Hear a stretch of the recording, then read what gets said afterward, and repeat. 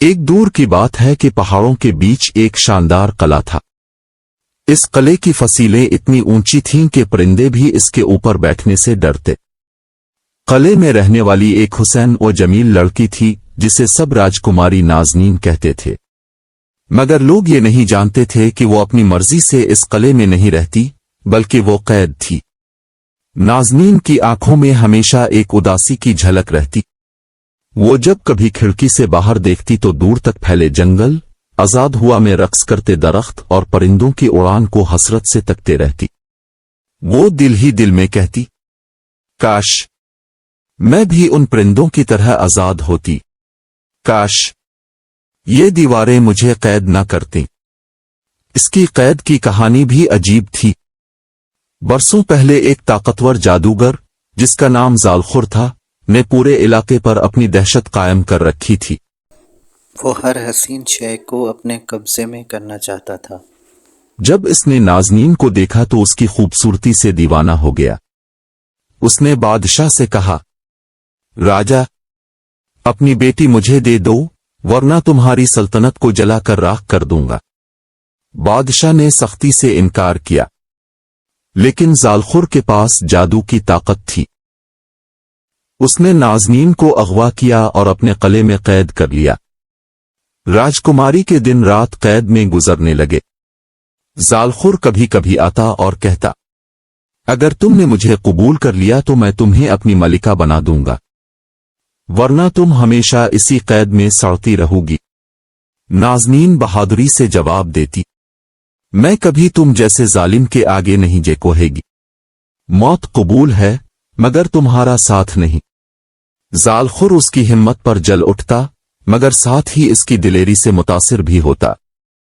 قلعے کے اندر صرف نازنین ہی نہیں بلکہ سینکڑوں خادمائیں اور چند سپاہی بھی قید تھے، مگر سب پر جادو کا ایسا طلسم تھا کہ کوئی بھاگ نہیں سکتا تھا۔ قلعے کے دروازے پر ایک دیو پہرا دیتا تھا جو انسان نہیں بلکہ پتھر کا بنا ہوا جن معلوم ہوتا تھا۔ جب بھی کوئی بھاگنے کی کوشش کرتا وہ زندہ ہو کر آگ برساتا، لیکن نازنین کا دل ہارنے والا نہ تھا۔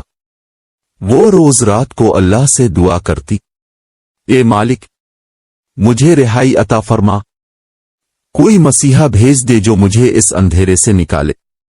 ادھر جنگل کے اس پار ایک غریب مگر بہادر جوان رہتا تھا جس کا نام ارسلان تھا۔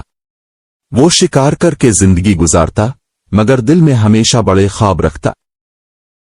ایک دن وہ شکار کے پیچھے بھٹکتے ہوئے قلعے کے قریب آن نکلا۔ اس نے پہلی بار وہ سیاہ قلعہ دیکھا تو حیران ہوا۔ رات کو جب وہ درخت کے نیچے سو رہا تھا تو خواب میں ایک نوری پیکر آیا اور بولا، اے ارسلان، اس قلعے میں قید ایک معصوم راجکماری کی تقدیر تیرے ہاتھ سے جڑی ہے، اگر تو بہادری دکھائے تو اسے آزاد کر سکتا ہے۔ ارسلان نیند سے جاگ اٹھا اور اس کا دل جوش سے بھر گیا۔ وہ جان گیا کہ یہ کوئی عام خواب نہیں تھا بلکہ ایک نشان ہے۔ ارسلان نے دنوں تک قلعے کا جائزہ لیا۔ آخر کار ایک اندھیری رات جب چاند بادلوں کے پیچھے چھپ گیا وہ دیوار پر چڑھ کر اندر داخل ہو گیا۔ نازنین اپنی کھڑکی کے قریب بیٹھی رو رہی تھی کہ اچانک اسے ایک مدھم آواز سنائی دی، راجکماری، گھبراؤ نہیں، میں تمہیں آزاد کرنے آیا ہوں۔ نازنین چونک گئی۔ اس نے نیچے دیکھا تو ایک جوان ہاتھ میں تلوار لیے کھڑا تھا۔ اس کی آنکھوں میں سچائی اور بہادری کی جھلک تھی۔ نازنین کے دل میں پہلی بار امید کی کرن جاگی۔ وہ بولی، لیکن یہاں جادو ہے، پہرے دار دیو ہے، تم کیسے کامیاب ہوگے؟ ارسلان نے مسکرا کر کہا، یقین رکھو، سچائی اور دعا کی طاقت ہر جادو سے بڑی ہے۔ جیسے ہی ارسلان قید خانے کی زنجیریں کاٹنے لگا، زالخور کو خبر ہو گئی۔ وہ غصے سے دے اڑتا ہوا آیا اور اپنی چھڑی گھما کر بولا، ناسمجھ جوان، کیا تو جانتا ہے کہ تو کس سے مقابلہ کر رہا ہے؟ ایک لمحے میں قلعے کے در و دیوار لرز اٹھے۔ پتھر کا دیو زندہ ہو گیا اور آگ اگلنے لگا۔ ارسلان نے تلوار سنبھالی اور اللہ کا نام لے کر آگے بڑھا۔ جنگ خوفناک تھی۔ دیو کے وار پہاڑ توڑ سکتے تھے मगर अरसलान ने चालाकी से लड़ते हुए इसके सीने पर वार किया। तलवार बिजली की तरह चमकी और देव जमीन पर गिरा। जालखुर ने गुस्से में आकर जादू की बारिश की, लेकिन अरसलान ने दुआ पाकर अपनी तलवार को बुलंद किया। अचानक एक नूरी रोशनी निकली जिसने जालखुर को अंधा कर दिया। वो चीखा और धुएं में बदलकर गायब हो गया। जलजला सा आया और किले की दीवारें टूटने लगीं। जादू की जंजीरें टूट गईं, कैदी आजाद हो गए।